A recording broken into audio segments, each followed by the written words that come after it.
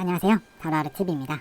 오늘은 이렇게 아이패드를 가지고 여러분들께 또 회사에 대한 재미있는 이야기를 말씀드려보려고 찾아왔습니다. 오늘 말씀드릴 내용은 회사 생활을 하다 보면 정말 반드시 맞닥뜨리게 될 부분인데, 그건 바로 일은 계속 늘어난다 법칙입니다. 제가 회사 생활을 거의 10년 넘게 해오고 있고 정말 다양한 곳에서 회사 생활을 해왔었는데, 정말 제가 겪기로는 똑같더라고요, 상황들이. 좋은 직장인 것 같음에도 불구하고 저한테 계속 일이 늘어나는 것을 보면서 왜 그렇게 일이 늘어날까 생각을 해봤는데, 총 크게 4가지가 있는 것을 제가 좀 발견을 하게 됐습니다. 그래서 이게 뭐 절대적인 것은 아니지만, 그리고 제가 좀 다양한 곳에서 오래 생활을 하다 보니까 알게 된 것들이라서 이렇게 제가 나름대로 법칙이라고 좀 정을 해봤습니다. 이 부제로서는 월급은 일에 비례하여 늘지 않는다인데, 회사 생활 시작하기 전에 왜 일은 계속 늘어날까, 이 부분에 대해서 제가 설명을 해드릴 테니 한번 참고로 재밌게 봐주시면 좋겠습니다. 그럼 바로 시작해 보겠습니다. 제가 이제 회사 생활을 정말 다양한 곳에서 했는데, 정말 다 똑같이 이제 처음 입사를 해서 업무 배정을 받으면 이제 이 업무만 할 것 같았지만 계속해서 업무가 추가가 되더라고요. 하나씩 하나씩. 나중에는 도저히 견디지 못해가지고 이제 상사분께 말씀드려서 업무 배정을 다시 요청드리곤 했었는데, 왜 이렇게 업무가 늘어날까 생각해보니 크게는 4가지가 있었습니다. 그 부분에 대해서 하나씩 설명을 해드릴게요.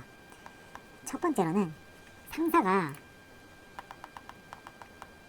자기가 이제 맡기 까다로운 업무, 하기 싫은 업무들을 부하 직원에게 넘기는 경우가 있습니다. 이게 막 대놓고 너가 해라 이런 식으로 넘기진 않아요. 처음에는 내가 이제 무슨 일이 생겨서 그런데, 급한 일이 좀 대리님이 뭐 과장님이 도와주실 수 있나요? 이런 식으로 이렇게 일을 하나씩, 일의 일부분을 이렇게 넘깁니다. 그러면은 사실 이 일부분이기 때문에 크지 않거든요, 업무가. 그래서 이렇게 한번 맡아서 처리를 해드리는데, 이게 반복이 되잖아요. 그러면 여기서 맡고 있던 업무가 자연스레 저한테 넘어옵니다. 이게 업무를 이렇게 일부분 처리하다 보면은 여기 이제 관계부서라든지 있고 거래처도 있고 이런 것들이 있는데, 여기랑 이제 전화를 하잖아요. 그럼 이게 메일 주고받고 전화 받는 게 이게 내가 하기 시작하면서 결국에는 이게 내 일이 되는 경우가 종종 있더라고요.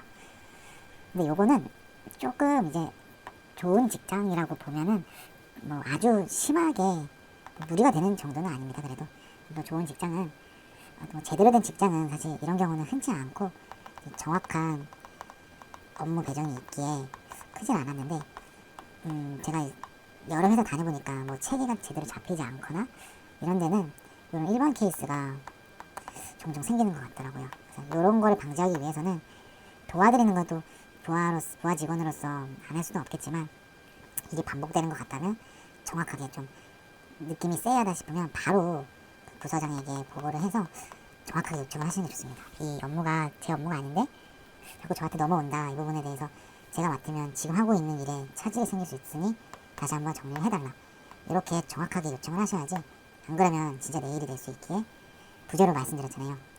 월급은 일에 비례하여 올라가지 않는다, 이 부분을 알고 내가 일을 더 한다고 월급을 더 주는 것이 아니기 때문에 이걸 쳐내는 게 좀 필요합니다.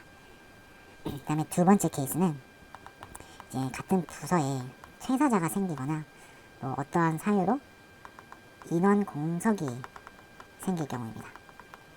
이게 정말 큽니다. 여러분, 제가 회사를 다녀오면 이렇게 퇴사자가 생기거나 공석이 생기잖아요. 그러면 여기 자리를 채워줄 그 대체자가 바로 들어오지 않습니다.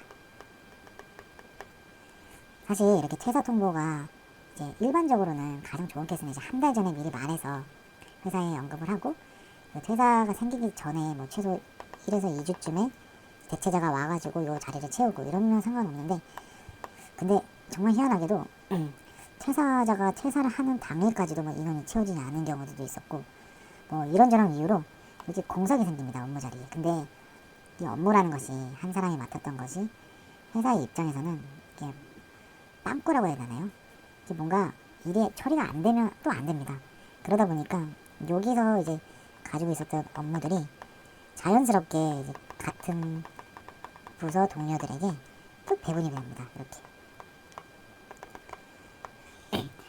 그러니까 대체자가 들어오기 전까지 이제 당신들이 맡아서 좀 처리를 해달라. 이렇게 하면 이렇게 되는 케이스가 많은데, 그 앞서 말했듯이 이게 업무가 당장은 큰 것 같아 보이진 않지만 이게 하다 보면은 연락도 이제 나랑 하게 되고 또 업무 처리가 계속 되다 보니까 오히려 이게 제가 더 회사 내에서 잘하는 사람이 되는 거예요. 그 대체자가 여기 들어와도 이 대체자보다 이 업무를 담당하지도 않았던 내가 일이 더 잘하니까 가르쳐주면 또 잘 못하는 경우는 생기고, 그다음에 또 내가 처리하게 되고, 이런 식으로 반복되다 보면 또 이게 나의 일이 되는 케이스가 요건 정말 많습니다. 그래서 이것도 그 대체자가 들어오고 어느 정도 적응이 됐다 싶으면 정확하게 일을 던져주는 그런 자세가 필요합니다. 괜히 마음 약해지지 마시고, 이 업무는 제 업무가 아니라 기존에 있던 사람 업무였으니 다시 가져가십시오 라고 그 한순간의 그 한마디가 정말 중요합니다. 근데 이것보다 더 최악인 케이스는 대체자가 이렇게 들어왔는데 이 사람이 나보다 직급이 높은 사람이 들어올 수가 있어요. 근데 제가 A라고 보면은 만약에 그냥 상사, 직급이 더 높은 사람이 들어오는 경우도 생길 수가 있거든요. 이럴 때 되면 되게 애매한 상황이 되는 거예요. 그래도 마음 약해지면 안 되고, 업무는 그냥 정확히, 이거는 직급하고 상관없기 때문에 정확히 배분되는 것을 좀 알고 계셔서 좀 직접 말하기 어렵다면 그 부서장님께 말씀을 드려서 정리를 할 필요가 좀 있어 보입니다. 네, 세 번째에 대해서 말씀드려볼게요. 잠시만요. 세 번째는 그냥 부서에 새로운 업무가 주어졌을 경우입니다. 요거 같은 경우는 그래도 좀 괜찮은 게, 뭐 부서에서 새로운 프로젝트를 따왔다든지, 안 그러면 뭔가 회사 내에 좋은 소식이 있어가지고 아무튼 계약을 해가지고 일을 따온 케이스가 있어가지고 일이 추가가 되는 경우입니다. 이거 같은 경우는 뭐 나에게만 추가가 된 것이 아니라 부서 자체에 추가가 된 것이기 때문에 이 부분에 대해서는 아마 회사에서도 관련 보상을 해줄 가능성이 높습니다. 그래서 또 요거는 회사가 잘 되고 있다는 증명이 되기 때문에 요거는 좀 일이 많아져도 좀 보상이 괜찮더라면 또 열심히 해서 회사와 함께 이제 성장하는 발판을 마련하시면 좋을 것 같습니다. 그리고 마지막으로 네 번째는 그 회사 생활을 하다 보면 이렇게 내가 가는 이제 업무 길이 순탄하게 이렇게 목표 지점까지 가면 좋겠지만 제가 겪어보니까 그렇지 않더라고요. 정말 이렇게 별일이 다 있습니다. 이렇게 막 가는데 문제는 요런 지점입니다. 요런 지점은 문제가 생겼다는 거예요.